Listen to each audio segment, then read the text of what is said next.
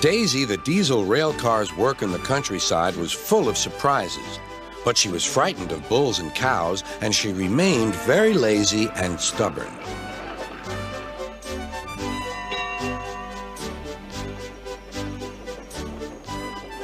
One day, Toby brought Henrietta to the station where Percy was grumpily shunting.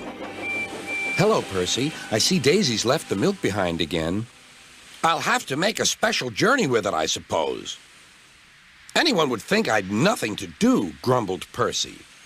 "Tell you what," replied Toby, "I'll take the milk, you fetch my freight cars." The drivers and station master agreed.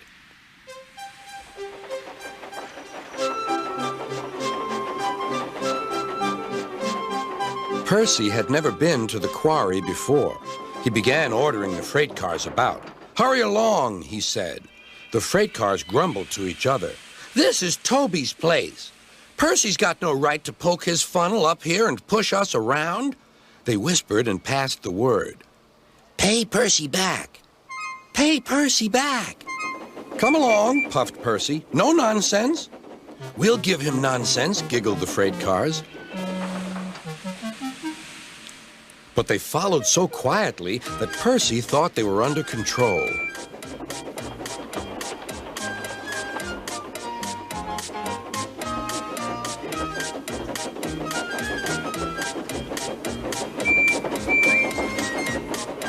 Suddenly, they saw a notice ahead.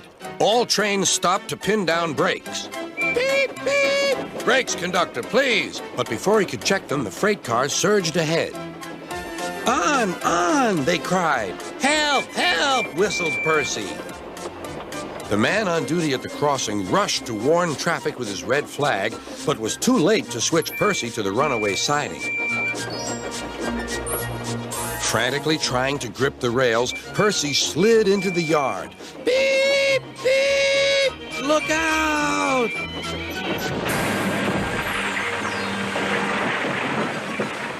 The brake van was in smithereens. Percy's driver and fireman had jumped clear, but Percy was stranded. Next day, Sir Topham Hatt arrived. Toby and Daisy had helped to clear the wreckage, but Percy remained on his perch of freight cars. "We must now try," said Sir Topham Hatt, "to run the branch line with Toby and a diesel. You have put us in an awkward predicament, Percy." "I am sorry, sir." "You must stay there till we are ready," continued Sir Topham Hatt. "And you really must be more careful with freight cars." Percy sighed. The freight cars groaned beneath his wheels. He quite understood about awkward predicaments. Sir Topham Hatt spoke severely to Daisy, too. "My engines work hard. I send lazy engines away." Daisy was ashamed. "However, Toby says you worked hard after Percy's accident, so you shall have another chance." "Thank you, sir," said Daisy. "I will work hard. Toby says he'll help me." "Excellent. What Toby doesn't know about branch line problems isn't worth knowing. Our Toby's an experienced engine." Next day, Thomas came back. And Percy was sent to be mended.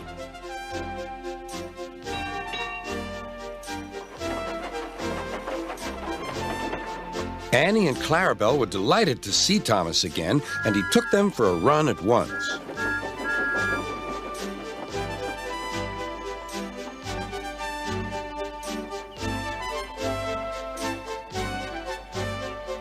All are now friends, and Toby has taught Daisy a great deal. She shoed a cow off the line the other day all by herself. That shows you, doesn't it?